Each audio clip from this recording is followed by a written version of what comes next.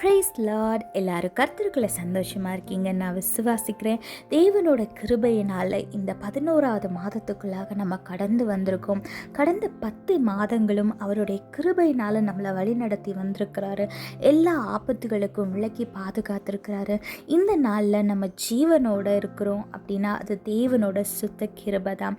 அதனால் இந்த புதிய மாதத்துக்குள்ளாக நம்ம நுழையும் போது நான் எப்பயும் சொல்கிறது தான் இப்பயும் சொல்கிறேன். தேவனை ப்ரையாரிட்டைஸ் பண்ணி அவரோட சமூகத்தில் அமர்ந்திருந்து அவரை துதித்து ஆராதிச்சுட்டு கடந்த மாதங்களில், கடந்த நாட்களில், கடந்த வருடங்களில் உங்களோட வாழ்க்கையில் தேவன் செய்த நன்மைகளை சொல்லி அவரை துதித்து ஆராதிச்சுட்டு ஒரு நன்றி நிறைந்த இருதயத்தோடு இந்த புதிய மாதத்துக்குள்ளாக கடந்து செல்லுங்க. நிச்சயமாக இந்த மாதம் ஆசீர்வாதமாக இருக்கும். இப்போ வாங்க இந்த மாதத்துக்கென்று தேவன் நம்மளுக்கு என்ன வாக்குத்தத்தம் கொடுத்துருக்கிறாருன்னு பார்க்கலாம். இந்த மாதத்துக்கு என்று தேவன் நம்மளுக்கு கொடுத்திருக்கிற வாக்குத்தத்தம் ஏசாயா 64 அதிகாரம் 4 வசனம். தேவனே, உமக்கு காத்திருக்கிறவர்களுக்கு நீர் செய்பவைகளை நீரே அல்லாமல் உலக தோற்றம் முதற்கொண்டு ஒருவரும் கேட்டதுமில்லை, செவியால் உணர்ந்ததுமில்லை, அவைகளை கண்டதுமில்லை. ஆமேன், ஆமேன். இந்த மாதம் ஒரு புதிய துவக்கத்தின் மாதமாக இருக்க போது. இந்த மாதத்தில் அநேக புது கதவுகள் திறக்க போது. ஒரு புது சாப்டர் உங்களோட லைஃப்பில் ஆரம்பிக்க போது. உங்களோட காத்திருப்பு காலம் ஒரு முடிவுக்கு வரப்போகுது. தேவன் நம்மளுக்கு என்ன வாக்கு கொடுத்துருக்கிறாரு? தேவனுக்காக காத்திருக்கிறவர்களுக்கு தேவன் செய்ய போகிற காரியங்கள் இந்த உலகத்தில் யாரும் கேட்டதும் இல்லை, பார்த்ததும் இல்லை. ஒரு புதிய காரியத்தை செய்ய போறாரு. நீங்க கேட்டதை விட நீங்க எதற்காக எதிர்பார்த்து காத்திருந்தீங்களோ அதை விட பெரிதான காரியங்களை உங்களோட வாழ்க்கையில தேவன் இந்த மாதத்துல செய்ய போறாரு. அதனால எத்த குறிச்சும் கவலைப்படாம பயப்படாம தேவனோட சமூகத்துல அமர்ந்துருங்க.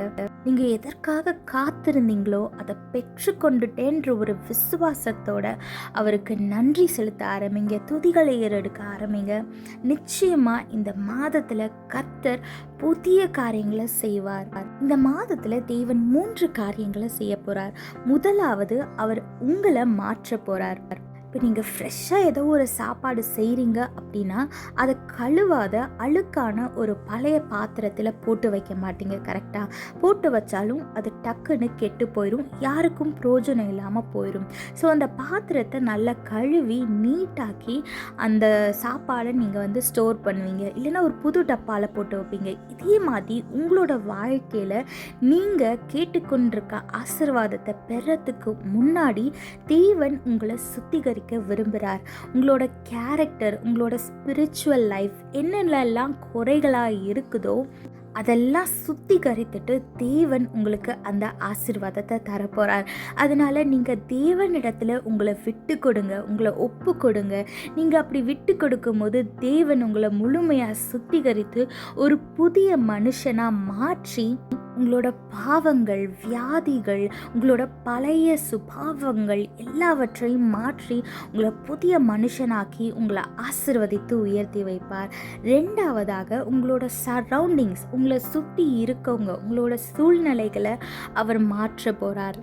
உங்களை தேவனிடத்தில் இருந்து பிரிக்கிற காரியங்கள், நபர்களை எல்லாரையும் ஃபில்டர் பண்ணி உங்களை அவர்களிடத்துலேருந்து பிரித்தெடுத்து, அந்த காரியங்கள்லேருந்து பிரித்தெடுத்து தேவன் அவர் கூட உங்களை டைம் அதிகமாக ஸ்பெண்ட் பண்ண வைக்க போகிறார்.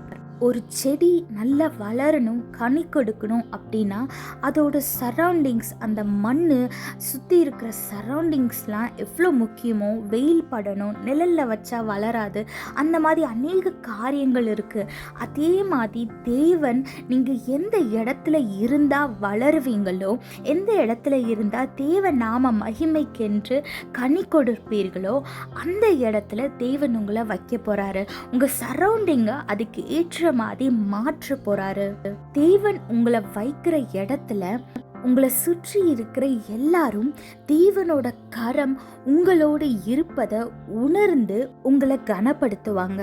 ஒரு மியூசியத்தில் ஒரு பெரிய ஃபேமஸான ஆர்டிஸ்ட் வரைஞ்ச டிராயிங்கை டிஸ்ப்ளே பண்ணுறாங்க அப்படின்னா அந்த ஆர்டிஸ்ட்காகவே அவரோட டிராயிங்கை பார்க்கணும் அப்படின்னு சொல்லிட்டு அநேக ஜனங்கள் வந்து பார்ப்பாங்க. அதே மாதிரி தேவன் உங்களை அவரோட மாஸ்டர் பீஸாக இந்த உலகத்துக்கு டிஸ்ப்ளே பண்ண போகிறாரு. அவர் உங்களோட வாழ்க்கையில் செய்கிற காரியங்களை பார்த்து, அவர் உங்களை ஆசிர்வதிக்கிறத பார்த்து, அவர் உங்களை உயர்த்தி வைக்கிறத பார்த்து உங்களை சுற்றி உள்ள ஜனங்கள் இது தேவனோட செயல், கர்த்தரோட கரம் இவர்களோட இருக்கு என்பதை உணரும்படியா இந்த நாட்கள்ல தேவன் செய்வாரு. மூன்றாவதா, உங்களை பத்தி மற்றவங்க பேசும்படியா தேவன் செய்வார். தீமையான காரியங்கள் இல்லை, உங்களை பற்றின பலவீனங்களை இல்லை, ஆனா தேவன் உங்களோட வாழ்க்கையில செய்த காரியங்களை சுற்றி உள்ளவர்கள் பேசும்படியா, இதுவரைக்கும் இப்படி ஒரு காரியம் நடந்ததே இல்லையே, நிச்சயமா கர்த்தர் இவர்களோட இருக்கிறார் அப்படின்னு எல்லாரும் பேசும்படியா மாற்றுவார்.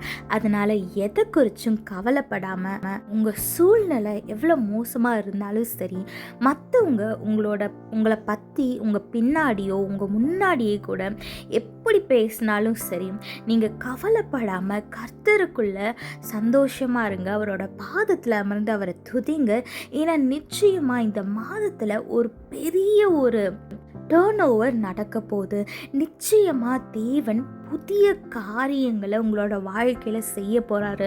அப்படியே தழகியில் காரியங்களை மாற்றி போட போகிறாரு. நீங்கள் எதிர்பார்த்ததை விட பெரிய காரியங்களை, புதிய காரியங்களை, இது வரைக்கும் யாரும் கேட்டுராத கண்டுராத காரியங்களை, அதிசயங்களை உங்களோட வாழ்க்கையில் செய்ய போகிறாரு. அதனால் தைரியமாக இருங்க, சந்தோஷமாக இருங்க, கர்த்தருக்குள்ளே நிலைத்திருங்க. அதான் ரொம்ப முக்கியம். நீங்கள் கர்த்தருக்குள்ளே எவ்வளோக்கு எவ்வளோ இருக்கீங்களோ நீங்கள் அவ்வளோக்கு அவ்வளோ பலப்படுவீங்க, சமாதானமாக இருப்பீங்க, உங்கள் ஆசீர்வாதங்களையும் சீக்கிரம் பெற்றுக்கொள்வீங்க. அதனால் கர்த்தருக்குள்ளே நிலைத்திருங்க, ஆசீர்வாதமான வாழ்க்கையை வாழுங்க. இப்போ வாங்க, நான் உங்களுக்காக செபிக்கிறேன், நீங்களும் என்னோட கூட சேர்ந்து செபிங்க. ஸ்தோத்திரம் ஆண்டவரே, அன்பின் பரலோக தகப்பனே, இந்த நாளுக்காக, இந்த புதிய மாதத்துக்காக நன்றி தகப்பனே. இசப்பா, இந்த புதிய மாதத்தில் கூட ஆண்டவரே அநேக புது துவக்கங்களை நீர் எங்களோட வாழ்க்கையில் செய்ய போகிறதுக்காக நன்றி ராஜா. அநேக புது கதவுகளை திறக்கிறதுக்காக நன்றி தகப்பனே. ஒரு புது சாப்டர் எங்களோட வாழ்க்கையில் நீர் துவக்குகிறதுக்காக நன்றி தகப்பனே. இசப்பா, எங்களை நீர் மாற்றுகிறதுக்காக நன்றி தகப்பனே. எங்களோட சரௌண்டிங்ஸை நீர் ஆண்டவரே மாற்றுகிறதுக்காக நன்றி ராஜா. இசப்பா, உம்முடைய நாம மகிமைக்கென்று ஆண்டவரே எங்களை ஆண்டவரே மற்றவங்களுக்கு நீர் ஒரு மாஸ்டர் பீஸாக டிஸ்ப்ளே பண்ண போகிறீரே, அதுக்காக நன்றி தகப்பனே. நீர் எங்களோட வாழ்க்கையில் செய்த கிரியைகளை மற்றவங்க பேசும்படியாக ஆண்டவரே ஒரு பெரிய காரியத்தை, ஒரு புதிய காரியத்தை எங்களோட வாழ்க்கையில் நீர் செய்ய போகிறதுக்காக நன்றி தகப்பனே. இசப்பா, நீர் கொடுத்த இந்த வாக்கு தத்தத்தை நாங்கள் விசுவாசிக்கிறோம், அதை ரிசீவ் பண்ணுறோம் ராஜா. நீர் இப்படியே எங்களோட வாழ்க்கையில் செய்ய போகிறதுக்காக நன்றி தகப்பனே. இசப்பா, அது மட்டும் இல்லை ராஜா, இந்த நாளில் கூட தகப்பனே என்னென்ன காரியங்களுக்காக, என்ன ஒரு வேண்டுதலுக்காக ஆண்டவரை கண்ணீரோடு உங்களோட பாதப்படியில் அமர்ந்திருக்காங்களோ, ஒரு எதிர்பார்ப்போடு அமர்ந்திருக்காங்களோ, அந்த காரியங்கள் அவங்களோட வாழ்க்கையில் நிறைவேறட்டும் தகப்பனே. இயேசுவே, உம்முடைய நாமத்தில் சுகம் உண்டு, பலன் உண்டு, ஜீவன் உண்டு, ஆரோக்கியம் உண்டு ராஜா. இயேசப்பா, யாரெல்லாம் ஒரு சுகத்துக்காக, பலத்துக்காக ஆண்டவரே உங்களோட பாதப்படையில் அமர்ந்து காத்திருக்கிறாங்களோ ஆண்டவரே, ஒரு சுகம் அவங்களுக்கு உண்டாவதாக தகப்பனே.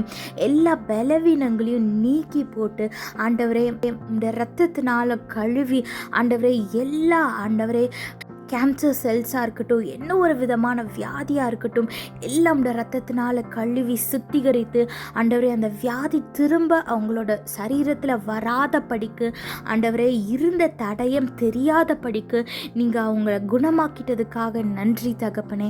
இசப்பா, அதே போல் டிப்ரெஷனோட, என்னென்ன காரியங்களோட, கடன் தொல்லையோட, இல்லை என்ன ஒரு வேலை வாய்ப்புக்காக, என்ன ஒரு விண்ணப்பத்தோடு உங்களை ஆண்டவரை நோக்கி பார்க்குறாங்களோ, அந்த விண்ணப்பத்துக்கு நீர் பதில் கொடுத்து ஆண்டவரே உம்முடைய நாம மகிமைக்கென்று உங்களை ஆசீர்வதித்து உயர்த்தி வைங்க தகப்பனே.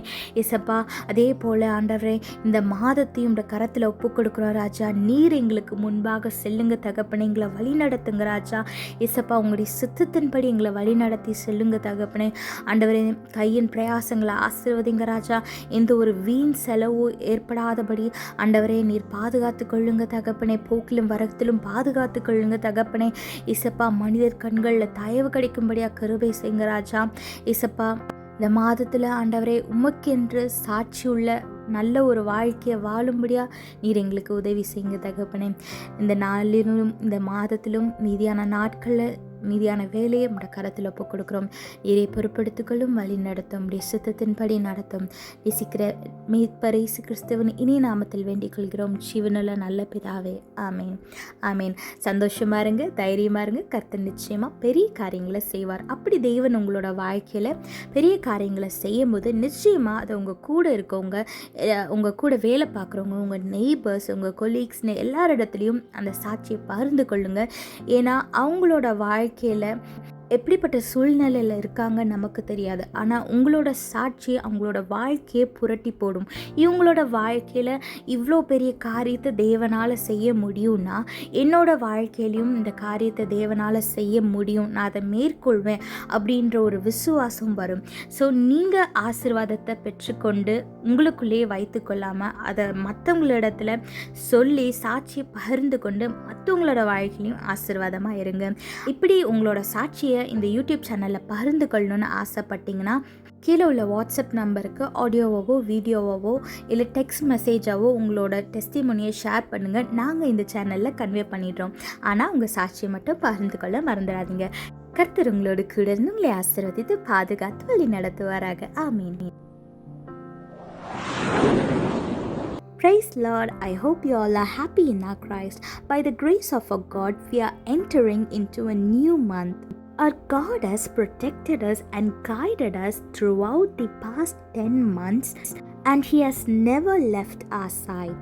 So with a grateful heart, before entering into this new month, sit in His presence, prioritize Him, worship Him, give thanks to all the blessings that you have received, and enter into this new month with a grateful heart, so that this month will be a great blessing for you. Now come, let's see what our God has promised us for this month. The promise was given by our God is Isaiah chapter 64 verse 4. For since the beginning of the world, men have not heard, not perceived by the ear, neither had the eye seen, O God, beside thee, what He hath prepared for him that wait for Him. Amen. If you are a person who is waiting on God, then here's the good news. Your wait is over. God is going to do new things in your life this month. New chapter that you have never expected nor even thought that it would happen in your life. So get ready for your new beginning, new chapter of your life. God is going to do 3 things in your life this month. The first one is He's going to change you. For example, you cannot store freshly prepared food in an unclean and unwashed container. The food will go bad, and all your hard work on preparing that food will go to waste. Likewise, in our life, before blessing us, God wants to change us into a new person so that we will be able to receive the blessing God has for us. For example, our character, our sickness, and to improve our spiritual life so that we can get closer to our God and prioritize Him. So allow God to change you. Surrender yourself fully to God so that He can transform you into a person He wants you to change, so that you will be ready to receive the blessing that our God has for you. The second thing is God wants to change your surroundings. If you want a plant to grow well, if you want it to become a tree and give you fruits, the surroundings are very important. The plant will need enough sunlight and it should be separated from other plants so that the nutrients that you are giving to this plant will not be observed by the other plants near you, which will damage the growth of this plant. So, likewise, in your life, God is going to clean your surrounding. He's going to change your surrounding. He's going to filter all the things and the people who are separating you from God, and He's going to place you where people will recognize God's hand on you and they will honor you because God is with you. Or God is going to display you as a masterpiece of His work, and people will be amazed because they have not seen anything like this that our God has done in your life. When a famous artist displays his work in a museum, people will rush to the museum and they will be very eager to see the work of the artist. Likewise, people will come to you to see the work of God, to see the hand of God in your life. And the third thing that God is going to do in your life is He's going to make you the talk of the town. Everybody is going to talk about you, not about your weakness, not about the sins you have done, not about your past, but about the work of God, the miracle of God. Everybody is going to talk about the blessing that you have received, because no one has ever seen or heard that this kind of blessings have happened in anyone's life. So get ready to start your new chapter. Allow God to cleanse you and to change you into a new person so that you can receive God's blessing. The most important thing is you have to be in God. You have to sit in His presence. You have to prioritize Him more than the blessing that you're going to receive. You have to honor Him. You have to trust Him. You have to have faith in Him. You have to be in a good relationship with God. So get ready, get closer to God, and get ready to start your new chapter of your life. And when you receive the blessings from God, do share your testimony with everyone you know, because your testimony can change their life. They will have the faith that if God can do this in their life, He can change my life too. He can solve my problems. He can cure my disease. My life will be changed. So do share your testimony to everyone you know and be a blessing to others. If you would like to share your testimony on this YouTube channel, feel free to contact us. Send your testimonies through WhatsApp text or in an audio or video form in the given WhatsApp number. But don't forget to share your testimonies. God bless you all. Have a blessed month. Amen.